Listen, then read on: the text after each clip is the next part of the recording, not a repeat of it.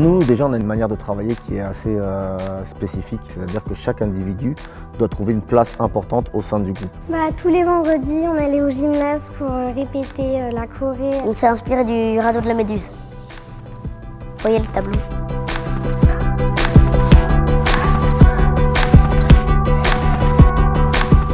On va leur donner en fait une manière de faire un spectacle pendant 1 heure non-stop, comme si c'était un vrai spectacle professionnel. Donc ils sont dans les conditions d'un spectacle professionnel. Et donc du coup ça inclut une rigueur de travail qu'ils ne connaissaient pas et d'entente qui se met en place entre nous et les enfants. Parce que des fois quand on se met à danser, qu'on n'a pas dansé avec eux depuis 3 séances et puis tout d'un coup ils nous voient danser, ils sont hyper surpris parce qu'ils se voient, ils font des trucs de fou alors que nous en fait c'est juste notre travail. Et du coup ça implique qu'ils ont une certaine admiration et puis en même temps c'est un peu nos copains, comme si c'était nos copains d'école parce qu'on est capable de faire artiste. Donc nous on essaie vraiment de jongler avec tout ça pour trouver un équilibre.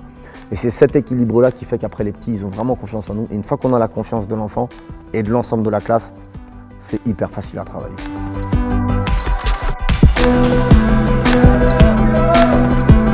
Au début, c'était un petit peu désastreux. Si on n'avait pas bien fait, on recommençait, mais sans tout recommencer. Juste la partie où on avait mal fait. Et 1, 2, 3, 4, 5, 6, 7, stop. Là, vite, allez partir. En tout, on a eu 247 élèves qui sont donc sur scène avec nous ce soir. C'est vraiment très très intéressant dans la manière de travailler parce que du coup, on arrive à vraiment mettre chaque individu en valeur et peu importe l'origine ou les directions qu'il a dans sa vie, en fait, on arrive à trouver vraiment un ensemble commun. On a des résultats qui sont du domaine scolaire, déjà premièrement. Il faut savoir que quand on fait ce genre d'action, après ce genre d'action, il y a vraiment une unité au sein des classes. Il n'y a plus de gros, il n'y a plus de petits, il n'y a plus de grands. Du coup, tout le monde se regarde différemment puisque tout le monde a dansé et tout le monde a été mis en valeur. Donc tout d'un coup, au sein d'un groupe, ça se ressent.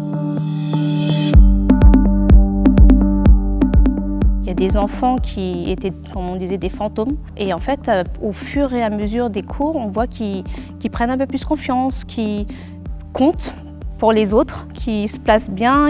En fait, on voit qu'ils changent, ils prennent confiance et puis ils sont beaucoup plus ensemble. J'ai l'impression que vraiment qu'ils se découvrent. Ils se découvrent eux-mêmes, ils disent « Ah ouais !»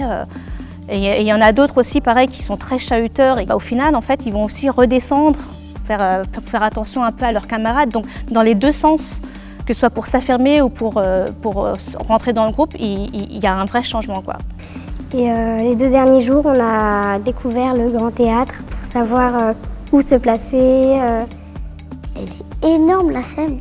J'ai cru qu'il y avait une 50aine de spectateurs, mais je me suis vite aperçu quand j'ai regardé le public qu'il y en avait au moins dans les 200.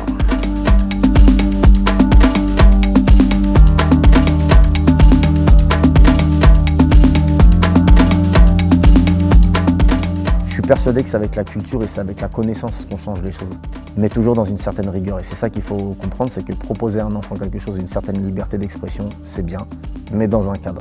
C'est tellement riche. Moi, ça me donne chaud au cœur à chaque fois que je les vois. C'est comme des petits bébés, des petites fleurs que je vois éclore. Enfin, c'est des projets qui me tiennent vraiment à cœur, quoi. Quand j'étais petit, je voulais danser devant des gens et là, voilà. Maintenant, ce soir, voilà, je vais danser devant des gens. Je me dis qu'il faut que j'en profite parce que je danse avec mes amis et dans le Grand Théâtre. Alors, c'est pas tous les jours qu'on fait ça.